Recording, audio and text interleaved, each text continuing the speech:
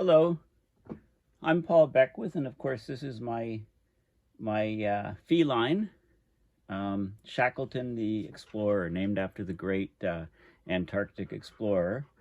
He's always been a very small and thin cat, and I took him to the vet just to get checked out. I thought he might have some parasites or worms or something. He might be eating for 4 or 5, but turns out he has hyperthyroidism, so I got some medication. I put it in his ear, just on his skin of his ear, twice a day, and it sort of calms down his overactive thyroid, and hopefully he can gain some weight. He seems to be shedding a lot. It doesn't seem to bother him, but it's just he has to expend more energy now than he used to because of the dog, playing with the dog, etc., playing with Newton. So in this video, we're going to talk about the Earth Energy Balance, because a paper came out about a week ago by Trenberth and others, talking about Earth's energy budget being, more important to look at than global average temperature rise, because the energy coming to Earth is distributed in many ways in different climate elements. So if we can measure it accurately and look at the energy budget and look at the energy imbalance, the excess energy being trapped in Earth, causing the warming and extreme weather events and all these other things, that might be a better metric. So I'm going to talk about the recent papers in this area, and mostly discuss the results of the paper which came out about a week ago. Actually, I think exactly a week ago. Okay, so this is very easy to find, this sort of image.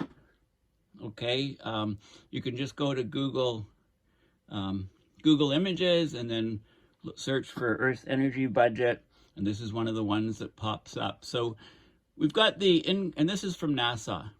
Okay, so the Earth's energy budget describes the various kinds and amounts of energy that enter and leave the Earth's system. It includes both radiative components, so light from the sun, and then when that light is absorbed on the surface of the Earth and heats up, right, the heat is radiated out as it's long wave radiation as opposed to the short wave radiation from the sun. And it can be, these radiation components can be measured by series, by sensors on satellites, and there's also other components like conduction, convection, and evaporation, which transport heat from the Earth's surface. So on average and over the long term, there's a balance at the top of the atmosphere. The amount of energy coming in from the sun is the same as the amount going out from reflection of sunlight and from emissions of infrared radiation. So what's happening is, as more and more heat is trapped in the Earth system, the temperature rises, and therefore the temperature the radiation, outgoing radiation from the top of the atmosphere is proportional to the temperature to the 4th power. So that Stefan-Boltzmann radiation is what allows a balance to be achieved at a higher temperature as there's more energy being absorbed. So just here's the incoming solar radiation. All these are in units of watts per square meter. Okay, and the numbers are average values based on 10 years of data. So we've got the incoming solar radiation, 340.4. You can see it as this line here. Some of it is absorbed, so the line gets thinner by the atmosphere. 77.1 is absorbed by the atmosphere, so that's not too much. Reflected by clouds and reflected by the atmosphere, so scattering off of molecules in the atmosphere, 77, which is about the same as what's absorbed. About 50% is absorbed. Well, about half of what's absorbed and what's reflected are very comparable values. The total reflected solar radiation is 99.9, about 100. The reflected by the surface, 22.9 of what's coming in, which is roughly about a third, 30%. The average albedo of the Earth is about 30% of reflectance. Absorbed by the surface, 163.3. So roughly half of what's incoming is actually absorbed by the surface. The net absorbed 0.6, and then that heats the surface of the Earth. And when the surface of the Earth is heated, it emits radiation, but it's a longer wavelength. Long wave radiation is emitted from the surface. Now, the atmosphere absorbs the bulk of that emitted radiation from the surface. This is a greenhouse effect. We're increasing greenhouse gases, so we're increasing this number. The atmosphere, the molecules absorb it, and then a lot of it is emitted back out, about half of it, 169.9. The clouds emit some radiation too as they're heated, 29.9. And there's an atmospheric window through which the radiation just passes with very little absorption. Okay, so those are only at certain wavelengths. So the total outgoing infrared radiation is about 240. You also have back radiation, some of the radiation that's emitted by clouds, etc., backscatters. Back radiation, 340.3. You have thermals, which is, so the heat on the surface heats the air via conduction at the surface. This air rises by convection, and that brings energy up into the atmosphere. That's 18.4. You also have heating of the Earth's surface, evaporating water. Also, you get evapotranspiration of water from plants, and this all rises up. This water vapor rises up. This is a latent heat or stored heat, so it's a change of state. So liquid water on the surface is evaporated into water vapor, and that carries heat up. That's the latent heat effect. So this is the Earth's energy budget in a nutshell. And again, you can just go to Google Images and look for Earth Energy Imbalance, and there's lots of nice pictures of what happens, of the processes, lots of different diagrams to explain it in different ways. Okay, so what happened recently is this paper came out. This is just a week ago. There was an article, "Knowing the Earth's Energy Imbalance is Critical in Preventing Global Warming, Study Finds." So the claim of this paper is that the imbalance of energy on Earth is the most important metric in order to gauge the size and effects of climate change. Okay, and this paper was in environmental research. It's open source, and I'll talk mostly about this paper in this video. So you had the lead author, Kevin Trenberth, at the National Center of Atmospheric Research, NCAR, with a co-author, and they made a complete new inventory of all the various sources of excess heat on the Earth. So they looked at energy changes in the atmosphere, the ocean, on land, and in the ice system from 2000 to 2019. So using very recent data, compared this to the radiation at the top of the Earth's atmosphere to find the imbalance. So the net energy imbalance is calculated by looking at how much heat is absorbed from the sun and how much is able to radiate back into space. Okay, it's not yet possible to measure the imbalance directly, so the only practical way is to look at an inventory, do an inventory on the changes of energy. So the changes of energy in the ocean, on land, in the ice, in the atmosphere, and sum them all together and look at the total change.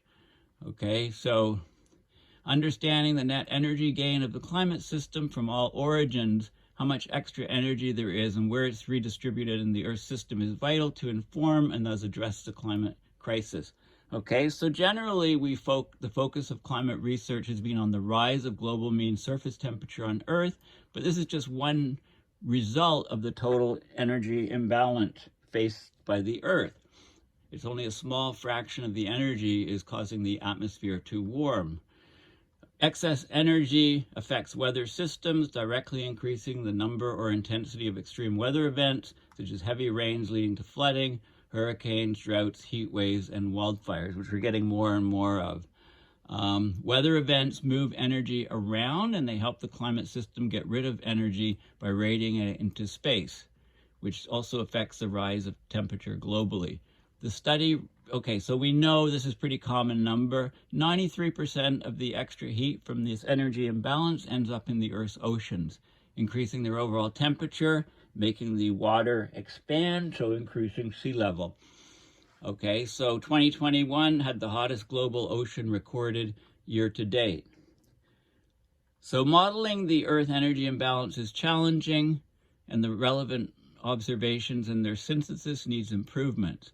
Understanding how the energy is distributed across the globe and is sequestered or radiated back to space should give us a better understanding of our future, of how quickly climate change is occurring. So there's a link to the original paper, which I'll discuss, but first I want to discuss a few other articles and a few previous things. So this is a very key image here. Okay, so last year, about a year ago, there was a paper, and the net result was that there's a less than 1% probability that the Earth energy imbalance increase occurred naturally. So, you know, we did it. Humanity has did it. Anthropogenic climate change is causing it. So, you know, basically sunlight in, reflected and emitted energy out. That's the fundamental energy balance sheet for a planet. If the Earth's clouds, oceans, ice caps, and land surfaces send as much energy back up to space as the sun shines down on us, the planet would maintain equilibrium, right? Equilibrium temperature. But because more energy is being absorbed in the atmosphere, the outgoing long-wave radiation, the planet is heating, the temperature goes up. Therefore, the net temperature of the Earth is higher. So by the Stefan-Boltzmann radiation law, which goes as temperature to the fourth power, more heat has to be radiated out to space to try to maintain an equilibrium. Then as more greenhouse gases are absorbing more energy, that temperature has to keep rising to maintain the equilibrium. So the system is out of balance, a lot out of balance. Sunlight continues to pour in, the Earth isn't releasing enough, either as reflected solar radiation or as emitted infrared radiation. The extra heat is trapped around the globe. You know, 93% is in the ocean.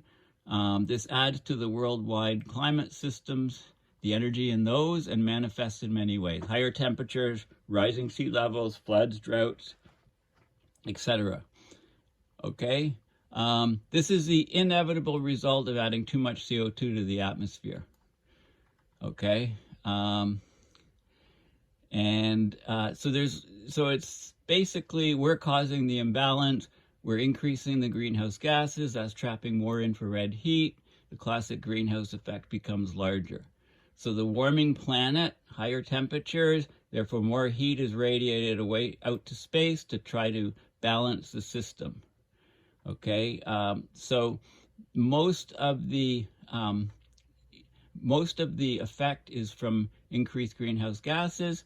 That causes cloud cover changes. There's less aerosols in the air to reflect sunlight, like cleaner air over the US and Europe. Sea ice decreases. So all of these things mean that the amount reflected away from the Earth is decreasing as well. Okay, so we measure this sort of imbalance by satellite, and we have direct observations confirming that we're throwing the energy balance off budget in a very serious way. So here's a story about just over a year ago. Direct observations confirm that humans are throwing Earth's energy budget off balance.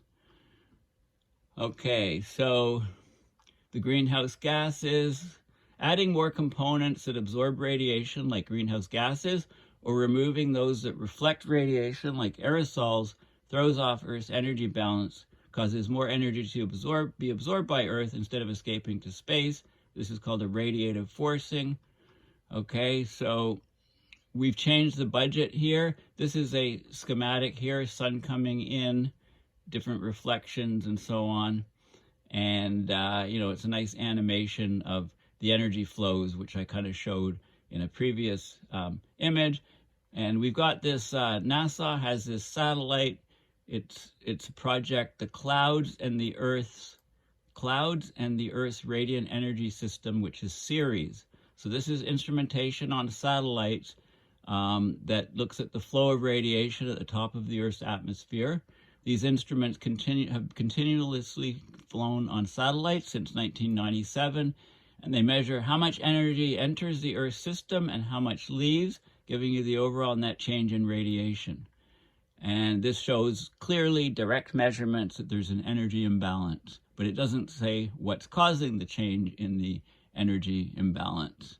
Okay, so parsed out, so a study that was published about a year ago used a new technique to parse out how much of the total energy change is caused by humans. They calculated how much of the imbalance was caused by fluctuations in factors that are often naturally occurring, like water vapor, clouds, temperature, and surface albedo.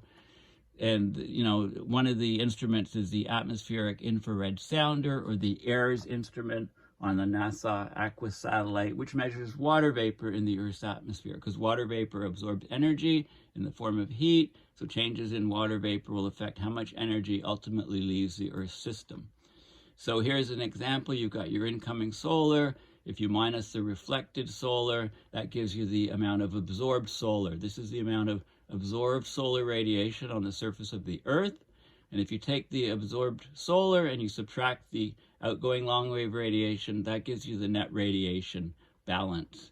And human activities have caused the radiative forcing on Earth to increase by about 0.5 watts per square meter between 2003 and 2018. The increase is mostly from greenhouse gas emissions, but it's also the reduced reflective aerosols are also contributing to the imbalance. So they're measuring radiative forcing in almost real time to track how human emissions are affecting the climate, monitor how well various mitigation effects are working or not working, and evaluating models to predict future changes to the climate. Creating a direct record of radiative forcing calculated from observations will allow us to evaluate how well climate models can simulate these forcings. So allow us to figure out more of what's happening in the future and how quickly. So this is a paper on the observational evidence of increasing global radiative forcing. And basically they found that all sky instantaneous radiative forcing has increased 0.53 plus or minus 0.11 watts per meter squared from 2003 to 2018, okay, accounting for positive trends in the total planetary radiative imbalance. This is because of rising concentrations of well-mixed greenhouse gases, the CO2, the methane, nitrous oxide, and recent reductions in aerosol emissions. So a human fingerprint. The instantaneous radiative forcing is increased, strengthening the top of atmosphere radiation imbalance. And this is a direct evidence of the anthropogenic effects on the Earth's radiative energy balance. So there's that paper. This is another paper. Well, this is some more detailed, this is the one paper. This is another paper that's more detailed, looking at the observed trend in Earth's energy imbalance, okay, which is a measure of the acceleration of heat uptake by the planet, which is a fundamental indicator of perturbations to climate. Okay, so, they talk about some of the details. So let's have I'm not going to go into the math or the main features. I'm just going to look at some of the results. So this is the change in the Earth energy imbalance in watts per square meter. This is a direct observation from the series instruments on the satellite. It's the black line. So you can see the trend line. This is 2000 to present. And you can see that there's more, the energy imbalance is increasing here. This is in watts per square meter. There's some other data being depicted here. This is the change in the reflected shortwave radiation. So the Earth albedo the Earth is getting darker. The albedo is decreasing mostly from poles, right? Loss of Arctic sea ice, for example. Loss of albedo from Greenland. As more ice is melted, there's more impurities in the ice. Reduced snow cover in the Arctic, is just as significant as loss of sea ice in the Arctic. So all those things, the Earth is getting darker, so it's absorbed, the reflectivity or albedo is decreasing. So the amount of light, shortwave radiation, reflected shortwave radiation is decreasing over time. Okay, this means the Earth is absorbing more energy and heating up. And this is the outgoing long-wave radiation. So as the temperature of the Earth's surface increases, it's radiating more heat outward, and this is the data here. So the series, I'm just going to focus on the series measurements, the observations. So the Earth Energy Imbalance is increasing. The amount of shortwave radiation reflected is decreasing because the Earth is getting darker, mostly in the poles, and the outgoing long-wave radiation is increasing. And these things are being measured directly by the Ceres satellite. So there's lots of, there's some more data here. There's a distribution in terms of how much is happening globally, and it's parsed out into the tropics, northern extratropics, southern extratropics, and the poles for the energy imbalance, the reflected shortwave, and the outgoing long-wave radiation. So different trends. Okay, and there's more details in here, but this is open source. You can just have a look at it yourself if you want to get more information. I'm just covering the highlights and lowlights because this is a paper I want to get to. This is a paper that came out, was published July 4th, 2022, that just came out, a perspective on climate change from the Earth's energy imbalance. A couple of terms in here that I want to talk about. So I'll look at the definitions. Euphemistic, of course, is, a euphemism. Rather than saying somebody died, you could say they croaked, or they kicked the bucket, or they bought the farm. Those are all, or passed away. Those are all euphemisms to describe, to soften, a blow, an impact. Terawatts is 10 to the 12th watts. Petawatts is 10 to the 15th. Zeta joules energy is 10 to the 21, okay? And the Stefan Boltzmann law, the power per unit area, the energy emitted by a black body is sigma T to the 4th. It goes as T to the 4th. So the Earth heating up and heating up and heating up, temperature is higher, so more energy is radiated out to space. Okay, and as you increase the amount of energy being absorbed in the Earth's system from greenhouse gases, the temperature continues to rise, so more and more is radiated out to space to try to achieve a balance. Okay, so this is the key paper that I want to discuss, so I'll go into sort of detail here. Okay, we tend to focus on temperature, how much the global surface temperature is rising, divided up into, partition it into what the atmosphere is doing, what the oceans are doing, divide, what land is, land masses versus ocean is doing, things like that. But it's key to consider the overall energy imbalance because the warming temperature of the atmosphere is just a fraction, a small percentage of the total energy being captured in the Earth system. So this is why this is key. So the Earth is warming from anthropogenic change, primarily because of increases in CO2 and other greenhouse gases. So methane, nitrous oxide in the atmosphere, that reduces the outgoing infrared radiation from the planet escaping to space. Okay, remember the initial diagram here? Okay, so as you increase the greenhouse gases in the atmosphere, more of that outgoing radiation is captured and doesn't go out to space. It doesn't radiate out to space, so the Earth is warming.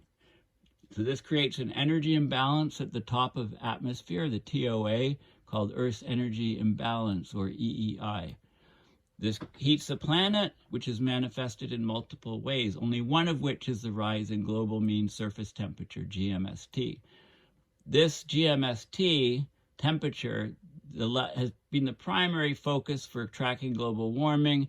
2021 was rated as the 5th or 6th highest on record, but the top 8 warmest years have all occurred since 2013.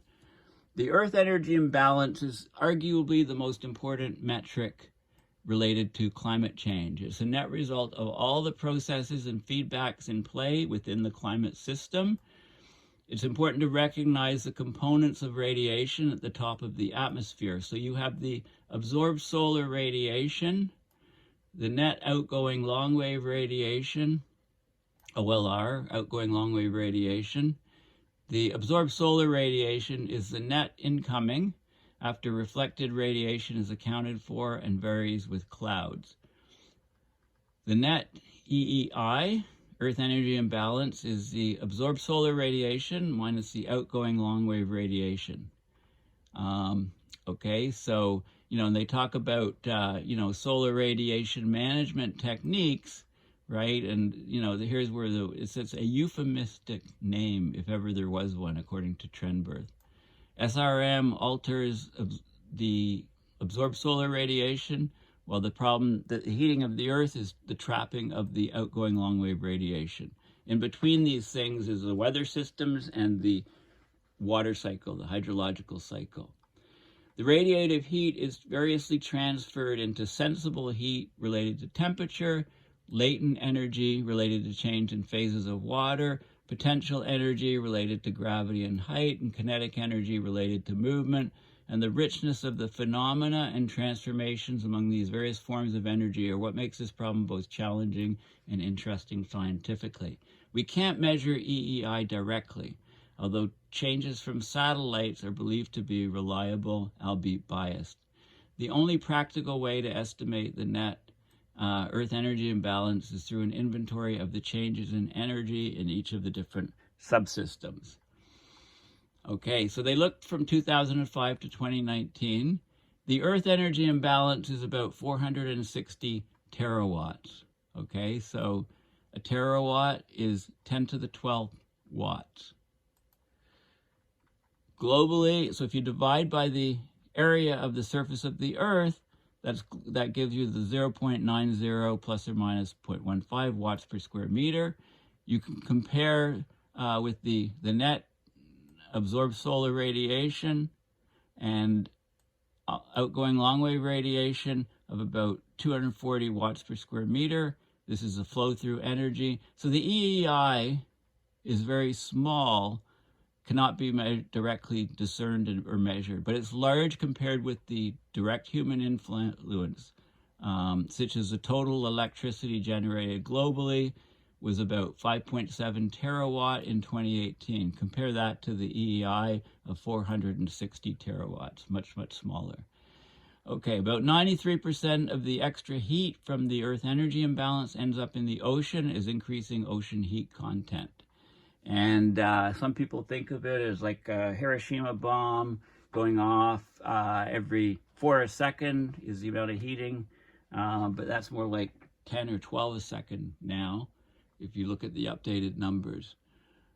In 2022, the global ocean heat content was the highest on record. And the global warming signal in OHC is large compared with the natural variability, unlike the GMST, global mean surface temperature, so that trends in OHC can be detected in 4 years. The second best signal to noise ratio for the heating is a sea level rise. About 40% comes from the ocean heat content and the associated expansion of the ocean. The rest mainly comes from melting of land ice, so glaciers on mountains, Greenland and Antarctica melt that puts more water into the ocean basin. So this is the global mean surface temperature, rise from, over the last century or so, okay? And this is the pre-industrial temperature about here, and this is the change, and this is the CO2 concentrations here. So temperature is the blue and the red bars, and then the CO2 is the black line here. Okay, so those things we tend to focus on. This is the global mean surface temperature, baseline 1901 to 2000. So you can see the fluctuation in different years. Very strong El Nino, 2015, 2016. 1998 was another strong one. And this is where we are right now. This is ocean heat content in zetajoules. So zetajoules is huge amounts of energy. Here you go. A zetajoule is 10 to the 21 joules. Okay, so enormous amounts of energy are going into the ocean more and more throughout the years. Okay, on average, nearly 3% of the Earth energy imbalance goes into melting ice. 4% goes into raising temperatures of the land and melting permafrost. Less than 1% of the Earth energy imbalance remains in the atmosphere, causing the atmosphere to heat. Less than 1%. Okay, and this is what we generally focus on, the rising temperature of the atmosphere. But 93%, of course, the other 93% goes into heating the oceans. Okay, and the main reason for this distribution of excess heat relates to the heat capacity of the climate system component. So the specific heat of water, of course, much, much higher than land, much, much higher than air, and the masses involved. But the initial excess energy has profound effects and big impacts along the way to its destination. The radiative energy is mostly absorbed at the surface, where it mainly contributes to increased evaporation, so moistening of the atmosphere, right? Every percent increase in temperature increases the amount of water vapor in the atmosphere by about 7%. This is eventually realized as latent heating of the atmosphere during precipitation. So the water vapor, when it condenses, it releases huge amounts of energy of the atmosphere, the latent heating. And this invigorates, supercharges, turbocharges the hydrological cycle. In regions where it's not raining, it leads to enhanced drying and heating, increased risk of heat waves, more wildfires. It increases the intensity of drought. The evaporated moisture carried by the atmosphere converges into storms and associated frontal systems. It increases precipitation rates and increases risk of flooding on land. The latent heat released into the atmosphere intensifies some weather systems, such as hurricanes, intensifies convection into thunderstorms. Thunderstorms become much more intense. The warmer, moister air is more buoyant, so it rises and expands in lower pressures and cools adiabatically, spreads out maybe thousands of kilometers away and warms as it subsides. Thus, it redistributes heat often to higher and drier regions where it can radiate to space. So basically, all components of the climate system react to heating by trying to get rid of excess heat one way or another. Okay, the most effective method overall globally is radiative cooling, as higher temperatures increase radiation by the fourth power of absolute temperature. Okay, this is the Stefan Boltzmann law. Okay, right here, temperature to the fourth power. Unequal heating leads to gradients that drive instabilities in the atmosphere, convection, baroclinic. Mixing is pervasive. In the ocean, warmer waters and those with lower salinity are lighter, they're less dense. Thermohaline circulations may develop, although most ocean currents are driven by winds. In ice and land, energy may be redistributed by water flows or conduction, but the latter is a very inefficient process. Conduction is a very inefficient process. Of course, in the ocean, heating occurs from the top down. Warm water on top of colder water is a stable configuration, so that the stability and stratification of the ocean increases. You get multiple layers and you get less mixing, which is very harmful to sea life. For deeper ocean waters, there's a delay in the heating. So globally, the top 500 meters of the ocean are clearly warming since 1980. The depth 500 to 1,000 meter since 1990, since later. 1,000 to 1,500 meters only since 1998, and from 1,500 to 2,000 meters, the warming has been since 2005. So it's taking time for the heat to get down to the deeper part of the oceans, and we need to be able to understand where the heat is going in order to figure out how the climate will change.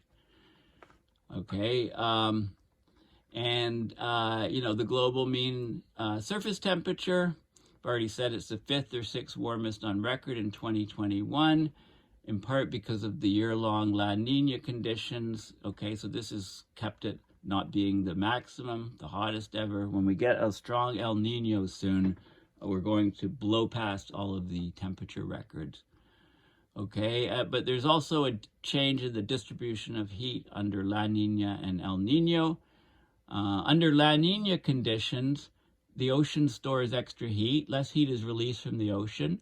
This heat is released during the El Nino events, making El Nino years like 1998 and 2016 relatively the warmest on record, while ocean heat content declines a small but measurable amount in those years. So it's a transfer of heat. It's where the heat is on the surface. There's also a signal in sea level rise because more rain occurs over the ocean when there's El Ninos, and droughts are more common over land in El Ninos. In the La Nina, the opposite, there's more rains and snows on land, less on the ocean. So in the La Nina event of 2011, the extensive rains and snows over North America, Siberia, and Australia, it took 5 millimeters of water out of the global ocean, okay, temporarily, okay? This is natural variability. For the oceans, the natural variability on top of warming creates hotspots locally, sometimes called marine heat waves, that vary from year to year, but they're increasing. They have profound influences on marine life, from tiny plankton to fish, marine mammals, and seabirds. Okay, all of the oceans are warming. The largest amounts of warming is in the Atlantic Ocean and the Southern Ocean surrounding Antarctica. And that's a concern for the Antarctic ice, because the warmer waters can creep under the Antarctic ice shelves, thinning them and resulting in calving of huge icebergs. So how well is the Earth Energy Imbalance known, and does it matter? Okay, it matters a lot. Knowing how much the extra energy affects weather systems and rainfall is vital to understand the increasing weather extremes. These weather events move energy around, try to redistribute it from the equator to the poles, and they help the climate system get rid of energy by radiating it out to space. But they also affect the rise of global mean surface temperature. So the nature and magnitude of climate change is affected by the EEI, and it's very important for modeling. Okay, so models include, we have models for numerical weather prediction. We need to have modules for the atmosphere, oceans, land, and cryosphere in our models in order to figure out what is going to happen. Okay, but basically, there's good estimates of top of the atmosphere radiation variations from clouds, and the Earth's Radiant Energy System series since March of 2000.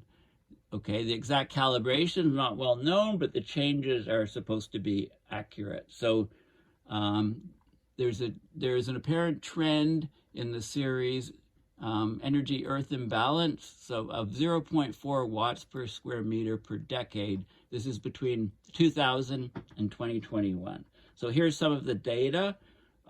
This is the black line is the series, global mean series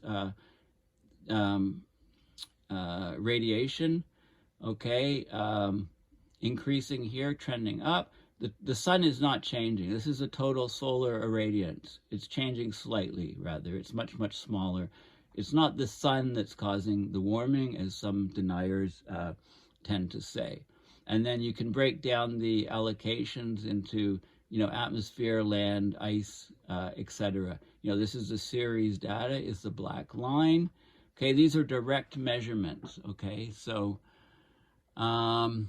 here it mentions the sun is often invoked as a possible source of climate change, but contributions from changes in the sun are very small. And that's this red line, very few changes, whereas we're getting large changes as measured at the top of the atmosphere by the Ceres satellite. The Earth is getting, the reflectivity is decreasing, so there's less shortwave radiation being reflected out to space, and the outgoing long-wave radiation is increasing. Okay, so let's have so basically this paper then continues to talk about the different components of the climate system. So changes in atmospheric energy are well known from atmospheric reanalysis. For the land, there's no such time series except right at the surface, but the extreme heterogeneity of the land surface in terms of topography, rocks, soil, vegetation, water distributions provide major challenges. Okay, you can make rough estimates of overall land heating, both from measurement boreholes, measuring the temperature in boreholes below the surface, and that kind of smooths things out a bit. So you can get a number for the changes in the Earth's surface. And for ice, time series exists for sea ice area, an estimate exists for Arctic sea ice volume, but how much ice remains in glaciers. Maximum values of Arctic sea ice melt occurring in 2008, 2011, and 2016 of 0.03 watts per square meter, change in energy imbalance, okay, the darkening Arctic. Estimated changes in Greenland and Antarctica exist, but their uncertainties are large enough that the error bars may not overlap. So, and then the ocean observing system, the Argo floats, 3,000 profiling floats. They sample the upper 2,000 meters of the ocean for temperature and salinity. Estimates of ocean heat content changes since 1958, the International Geophysical Year. Okay, so those when measurements were started. There's various ocean data sets, and we have pretty good numbers on that. So the ability to close the top of atmosphere energy budget to match what is going out versus what is coming in is improving, but it remains there's a limitation on how well it's possible to analyze what's going on in the climate system and why. However, using physical constraints, regional energy balances, and transports at 1,000-kilometer size scales can be achieved. So what we want to do is assimilate all of this data on the energy flows and stores and imbalances in the Earth system in order to improve the climate models. The failure and indeed inability of models to match observations in the ocean, land, and ice domains demonstrates their limitations. Short-term predictions are potentially a way forward to challenge and improve both models and observations. It's vital to understand the net energy gain, how much and where the heat is redistributed within the Earth system, how much heat might be moved to where it can be purged from the Earth via radiation to limit warming, for example. Can we put more energy, for example, on the Earth system into that atmospheric, into the wavelengths where we increase the amount of radiation going out to space through this atmospheric window, to allow us to by understanding the Earth's energy budget, that is a total prerequisite to, any work with solar radiation management and also carbon dioxide removal, things like that. The more we can understand about the Earth's energy budget, where the energy is going, the more we can get a handle on how we can stop this thing if it's possible. So anyway, this is the key image, and please go to this paper. It's a very important paper, A Perspective on Climate Change from the Earth's Energy Imbalance, published just a week ago online. You can just Google the title, and read through it. And, it's very, very important to consider the Earth energy imbalance as opposed to just the global mean surface temperature. Because, what we experience as humans with the changes in temperatures, changes in our atmosphere, that's only 1% of the imbalance. Okay, so thank you for listening. Make sure that you subscribe to my YouTube channel, and also you can sign up to get emails every time I do a posting. This is from my website, paulbeckwith.net, and please consider donating at PayPal to allow me to continue doing these videos. And I will be doing quite a few videos in the next little while because I had a bit of a I've been doing less in the last month or so, but that's I had my break, so my puppy break. He's snoring just in the other room. Okay, so thanks for listening, and yeah, I'll be doing another video very soon. Okay, bye for now.